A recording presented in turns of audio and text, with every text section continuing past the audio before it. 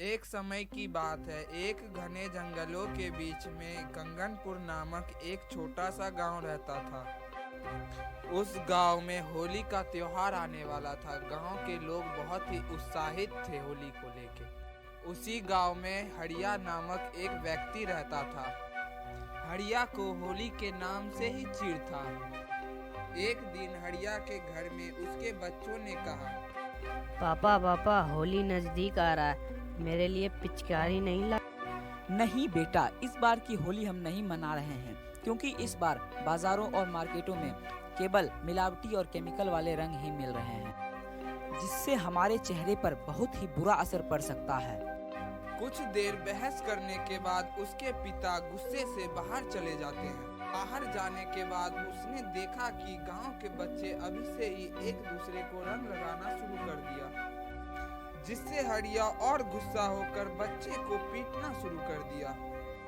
उसी समय बच्चों के पिता ने बच्चों को पिटते हुए देख लिया।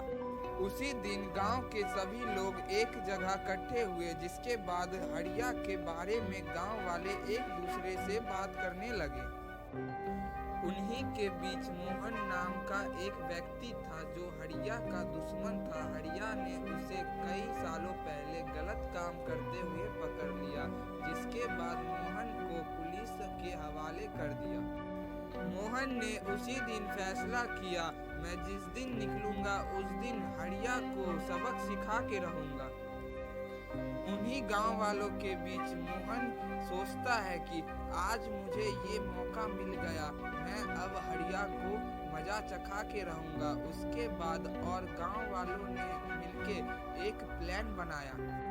उसे होली के दिन ही मारने का फैसला किया। उन्हीं गांव वालों में से एक रमेश नाम का आदमी था जो मोहन के साथ मिलकर होली के दिन ही रमेश और मोहन मिलकर हरिया को मारने का फैसला किया।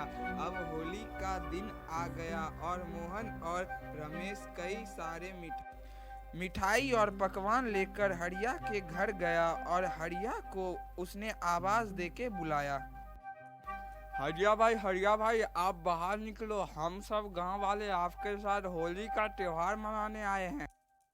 पापा आपसे मिलने के लिए पूरे गांव वाले आए हैं। हाँ बेटा, रुक जाओ, मैं अभी देखता हूँ। हैप्पी होली हरिया भाई। हाँ, हैप्पी होली। उसके बाद हरिया को सभी गांव वालों ने मिलकर शुभकामनाओं के साथ मिठाई और पकवान देकर सभी गांव वाले होली खेलने चले जाते हैं और हरिया भी अपने घर चला जाता है। पापा ये आपके हाथों में क्या है? बेटा, इसमें कई प्रकार के मिठाई और पकवान हैं जो कि गांव वालों ने हमारे लिए। इसके बाद हरिया का बेटा अपने दोस्तों के साथ बाहर होली खेलने चला जाता। इसके बाद हरिया अपने मिठाई के डब्बों को खोलते ही उसमें से एक अजीब सी सुगंध आती। वह दुर्गंध जहर की होती है जो सारे गांव वालों ने मिलकर हरिया के पकवानों में मिलाया था और हरिया को होली के त्योहारों में वह जहर वाली बात हरिया को पता नहीं रहती है और वह बिना सोचे समझे एक मिठाई खा लेता है, जिसके बाद हरिया वहीं तरफ के उसकी मौत हो जाती है। वह मरते मरते बोलता है, गांव वालों, ये तुमने ठीक नहीं किया है। अब मैं इस गांव कंगनपुर में कभी होली होने नहीं दूंगा। इसके बाद हरिया यह बोलते बोलते दम तोड़ दिया। उसके बाद उसने भूत बन के इधर उधर भटकना शुरू कर दिया।